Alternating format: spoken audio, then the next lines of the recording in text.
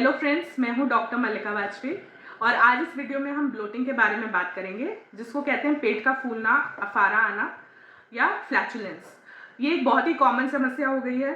आजकल बच्चों में भी इस समस्या को देखा जाता है और इसका मुख्यतः ये कारण है जो लाइफस्टाइल और डाइट हम लोगों के गड़बड़ हो चुके हैं, उसकी वजह से ये प्रॉब्लम बहुत कॉमन हो गई है। चैनल को सब्सक्राइब करिए और वीडियोस को लाइक एंड शेयर ज़रूर करिए। इस वीडियो में हम देखेंगे कि ब्लोटिंग के, पेट फूलने के क्या कारण होते हैं और उनसे हम कैसे बच सकते हैं, उसके क्या उपाय हैं और आयुर्वेद में उनके लिए क्या रेमेडीज बताई गई हैं। सबसे पहले तो जैसे ओकेजनल एक ब्लोटिंग होती है जो हमें सब में बहुत कॉमन होती है कि अगर आपने बहुत हेवी फूड खा लिया है, किसी दिन ऑयली खाया है, या आप खाना खा के तुरंत सो गए हैं, या आपने अल्कोहल ज़्यादा इंटेक किया है, तो पेट जो होता है वो फूलता है, बट वो अपने आप कुछ समय के बाद ठीक हो जाता है। जब आपको डेली ब्लोटिंग होती है हर खाने के बाद, मतलब आपने ब्रेकफास्ट लिया, लंच या डिनर लिया, तो पेट फूल जाता है, गुब्बारे की तरह तन जाता है एकदम। पेट फूलता क्या, जो नाभि के ऊपर का आपका हिस्सा है, ऊपर जो पेट का हिस्सा है, ये जो है ये तन जाता है और फूल जाता है, इसको हम ब्लोटिंग कहते हैं। या आपने कई बार कुछ लोगों में बिना खाए पिए भी पेट फूलने की शिकायत होती है कि पेट उनका फूला ही रहता है। तो कुछ भी, जैसे उन्होंने कपड़े पहने और कुछ फिर खाया तो वो कपड़ा एकदम उनके टाइट हो जाता है। तो इस तरह के सिम्टम्स जो हैं वो आपको इसमें मिलते हैं। तो ये अगर आपको रेगुलर बना हुआ है तो इसके क्या कारण हो सकते हैं। सबसे पहले तो इन्फेक्शन, अगर पेट का कोई इन्फेक्शन बना हुआ है, आंतों में स्मॉल या लार्ज इंटेस्टाइन की कोई इन्फेक्शन है, तो आपको ब्लोटिंग की समस्या जो है वो हो सकती है। कुछ लिवर की डिसीजेज होती हैं जिनका लिवर सही से काम नहीं करता है या उसका एक्टिविटी कम होती है, तो भी जो है खाना वो सही से पचता नहीं है और ब्लोटिंग की शिकायत देखने को मिलती है। इन्फ्लेमेटरी बावल सिंड्रोम जो है उसमें भी ब्लोटिंग की शिकायत मिलती है। GERD, गैस्ट्रोइसोफेजियल रिफ्लक्स डिसीज होती है। इसमें क्या होता है, जो लोगों में एसिडिटी बहुत ज़्यादा होती है, हाइपर एसिडिटी, खट्टा पानी मुंह में आना, जलन होना, चेस्ट में बर्निंग सेंसेशन होना, इसमें सिम्टम्स पाए जाते हैं। ऐसे लोगों में भी पेट की ब्लोटिंग बहुत होती है। कुछ औरतों में माहवारी के समय जो होता है पेट वो बहुत ब्लोट करता है, ये हार्मोनल इम्बैलेंसेस की वजह से होता है। पेल्विक इन्फ्लेमेटरी डिसीज, मतलब जिनमें औरतों में PID की प्रॉब्लम होती है, उनमें भी पेट में गैस ज़्यादा बनना, ब्लोटिंग होना, इसकी शिकायत देखने को मिलती है। एसाइटिस मतलब पेट में पानी का भर जाना, इसके पीछे और भी रोग हो सकते हैं, जैसे TB का रोग हो, इन सब में भी पेट में पानी भर जाता है, इसमें भी ब्लोटिंग की शिकायत मिलती है। कुछ तरह की फूड एलर्जीज हैं कि कुछ खाना खाने के बाद ही ब्लोटिंग होती है, उससे, जैसे सीलिएक डिसीज़ है। सीलिएक डिसीज़ में ग्लूटेन जो गेहूं में मिलता है वो ऐसे रोगियों के लिए नुकसानदेह होता है। ये स्मॉल इंटेस्टाइन की बीमारी होती है। तो वो जब भी गेहूं या गेहूं से बनी चीज़ों को खाते हैं तो उनमें ब्लोटिंग बहुत ज़्यादा होती है और इसमें धीरे धीरे जो विलाय, जो फिंगर लाइक प्रोजेक्शन होते हैं स्मॉल इंटेस्टाइन में, ये डैमेज होने लगते हैं। तो उनको ग्लूटेन बिल्कुल ही इंटॉलरेंस की वजह से पूरी तरह से अवॉइड करना होता है। इसके अलावा कुछ तरह की दवाइयाँ हैं, जैसे पेन किलर्स हैं या ये जो आपके एंटी डिप्रेसेंट मेडिसिन है, इसके भी जो रोगी ये दवाइयाँ खाते हैं उनमें भी ब्लोटिंग की, पेट फूलने की शिकायत प्रायः पाई जाती है। अब इसके उपाय क्या हैं या किन चीज़ों का हमको ध्यान देना चाहिए।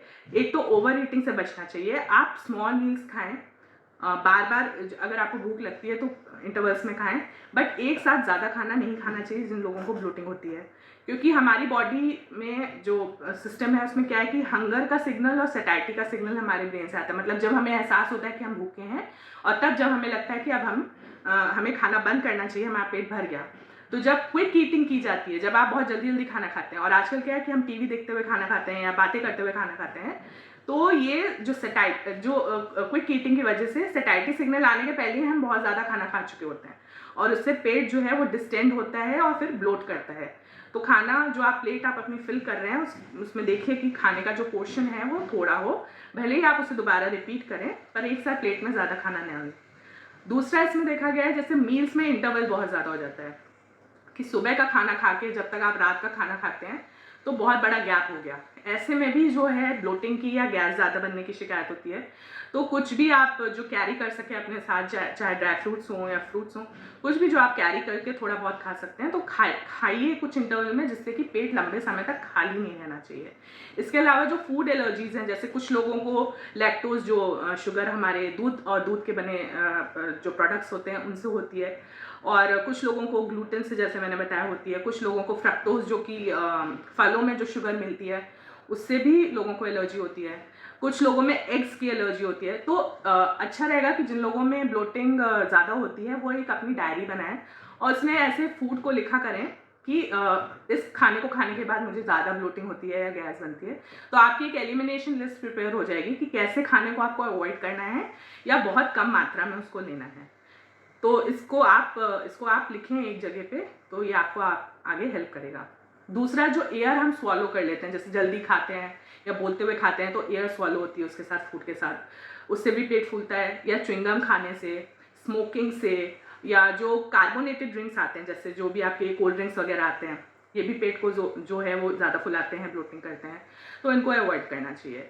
इसके अलावा जो बहुत हेवी फूड होता है, जैसे फैटी फूड है, जंक फूड है, ऑयली फूड है, इसको अवॉइड करना चाहिए। जो हमारा शरीर है इसमें 2 तरह के बैक्टीरिया होते हैं, गुड एंड बैड। जब बैड बैक्टीरिया ज़्यादा होने लगता है तो भी गैस जो है और डिस्टेंशन जो है वो पेट में ज़्यादा होता है। तो इसके लिए प्रोबायोटिक्स बहुत हेल्पफुल होते हैं, जैसे दही में है, छाछ में बहुत अच्छा है, केफिर एक फर्मेंटेड मिल्क मिलता है, इसका उपयोग आप कर सकते हैं। तो प्रोबायोटिक्स ज़्यादा लेने से जो है वो गुड बैक्टीरिया बढ़ता है, और ये जो शिकायत है पेट संबंधी आपको, इन सब में आपको सिम्टम्स में रिलीफ मिलता है। प्रोबायोटिक्स के मार्केट में कैप्सूल्स भी आते हैं जो आपको डॉक्टर के कंसल्टेशन के अंदर आप ले सकते हैं अगर आप में ज़्यादा ये ब्लोटिंग की शिकायत है तो। इसके अलावा अगर आयुर्वेद से देखें हम, तो आयुर्वेद में जठराग्नि, जो पाचक अग्नि है, वही मूल है। अगर वो स्वस्थ है, स्ट्रांग है, तो आपको पेट संबंधित रोग ही नहीं, कैसे भी रोग नहीं होते, क्योंकि इसी जो आहार जो हम खाना खाते हैं उसी से जो रस बनता है आगे, धातु और हमारी पूरी बॉडी का आगे न्यूट्रिशन जो हमें मिलता है खाने से, अगर वो प्रॉपर मिलता है तो हमारी जो रोग से लड़ने की क्षमता होती है शरीर की, वो अच्छी बनी रहती है।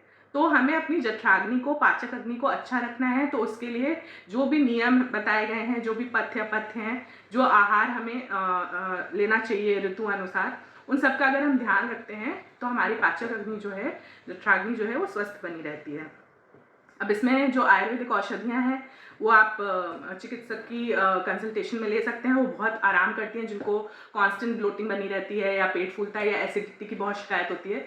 जैसे अभी पत्तिकर चूर्ण है, लहसुनादिवटी आती है, इसमें कुमार्यासव है और पुनर्नवारिष्ट है, ये सब बहुत अच्छा काम करते हैं जो पेट से संबंधित ये सिम्टम्स मैंने आपको बताया इसमें।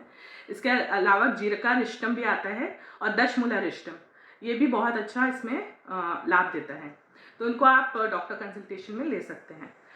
जो किचन में हमारी ईजिली अवेलेबल स्पाइसेस हैं, जैसे अजवाइन, जीरा, धनिया, सौंठ, ये भी बहुत ब्लोटिंग में आराम देते हैं। इसको अजवाइन का आप पानी अगर दोनों टाइम के, मतलब बनाना कैसे, 1 चम्मच आप अजवाइन का ले लीजिए और 1 गिलास पानी में उसको बॉईल कर लें, गैस को धीमा करके, और उसको 2 पोर्शन में, 2 आधे आधे भाग में डिवाइड करके दोनों टाइम के खाने के बाद अगर लेते हैं तो ब्लोटिंग में आराम मिलता है। एक पाउडर है जो आप इजीली किचन में बना सकते हैं, धनिया दाना, जीरा, सौंफ और अजवाइन, इसको इक्वल पोर्शन में लेके रोस्ट करना है, भून लेना है, और भून लेने के बाद जब ये ठंडा हो जाए तो इसको मिक्सी में आपको पाउडर फॉर्म में बना लेना है। इसको आप ब्रेकफास्ट, लंच और डिनर के बाद आधा आधा चम्मच अगर गर्म पानी के साथ लेते हैं तो ये ब्लोटिंग की जो समस्या है इसको काफ़ी सॉल्व करती है।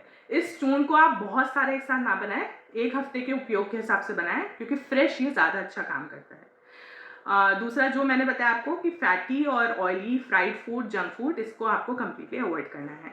जो सौंठ का पाउडर है, शुंठी, ये भी इसमें बहुत अच्छा काम करता है ब्लोटिंग में, ये भी आप हाफ स्पून दोनों टाइम के खाने के बाद गर्म पानी के साथ ले सकते हैं।